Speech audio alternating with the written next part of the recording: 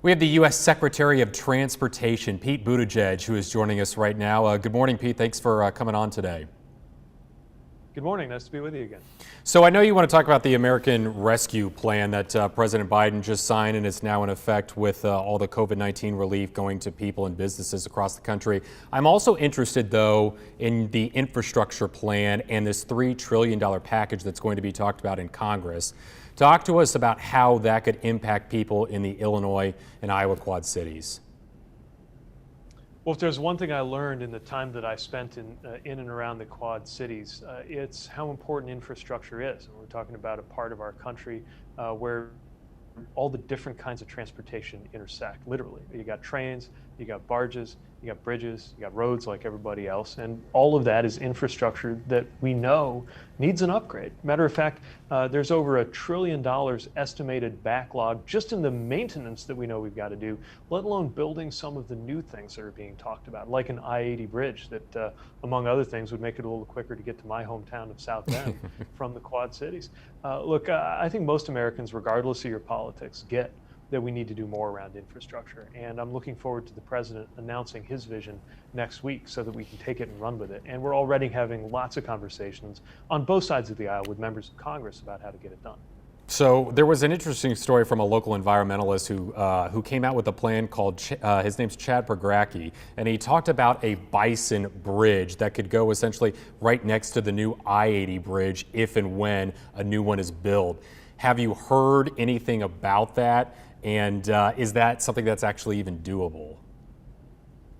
I've heard a little bit about this concept in western states where they have a lot of issues with vehicles striking large animals. I haven't heard as much about this in the Midwest context, but I'll say this. The bottom line for my department is safety. It's the main reason the Department of Transportation exists, and animal strikes are a safety issue. So I'd be interested to learn more about the concepts, and if we can save lives of drivers by making sure that there are new ways of preventing or easing the movement of animals, and if that's something that the agricultural sector would benefit from too, let's have the conversation.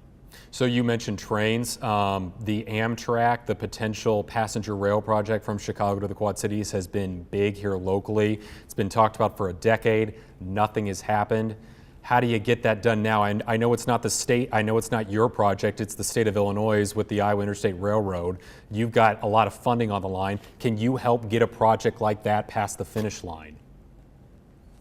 Well, these are the kinds of things we want to see succeed. Obviously, there are a lot of steps and a lot of things have to be right to know that the dollars will be well spent, that all of the requirements are met. But we're trying to make sure that that those processes can be as smooth as possible too. Because at the end of the day, Americans ought to be able to count on good rail services, just like people in other countries can. We're generations behind in the US, but this might be a chance to fix that. And every specific project in a community, I want that to happen in the broader context of a country that's committed to excellent rail as we were the first time around when President Lincoln saw to it that this country would be connected by transcontinental railroad.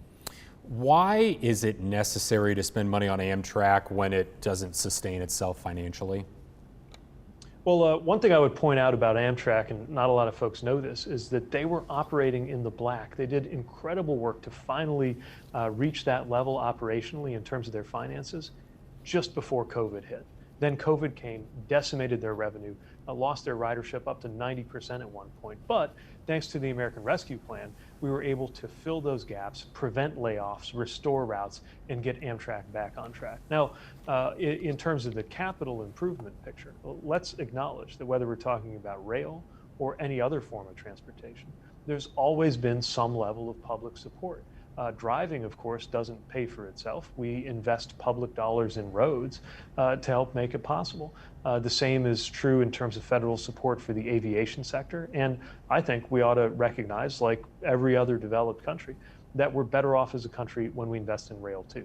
Speaking of roads, we're almost done with the new I-74 bridge that's so nice to travel across from Iowa to Illinois or vice versa. How do you maybe try to get more infrastructure that would go better for electric vehicles in the future? Because that's something that you're trying to push, is to get more people to stop using cars that go on just regular fuel. Yeah, electric cars are clearly the future. And the best news I've seen all year on this front is that we're seeing a lot of US automakers announce that they're moving in that direction. You look at what Ford, GM, and other incumbent automakers, as well as the startup companies, are doing. And it's really impressive and shows that industry already gets that this is the future. And we have a lot of benefits from it because there's less emissions, no emissions directly out of the vehicle.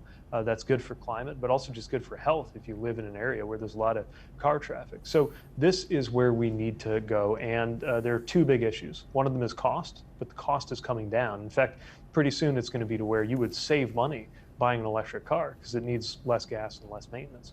But the other thing is charging. We got to make sure there are enough charging stations in this country to support the kind of travel that people need to do so that you never think twice about the range of your car.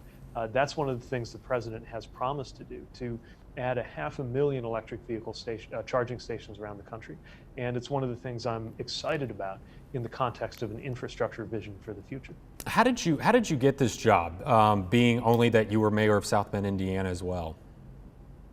Well, when you're a mayor, I think you live and breathe infrastructure issues, and you experience them all at once. You see how everything is connected, from water infrastructure to digital infrastructure to the traditional roads and bridges. I was honored that the president placed this trust in me.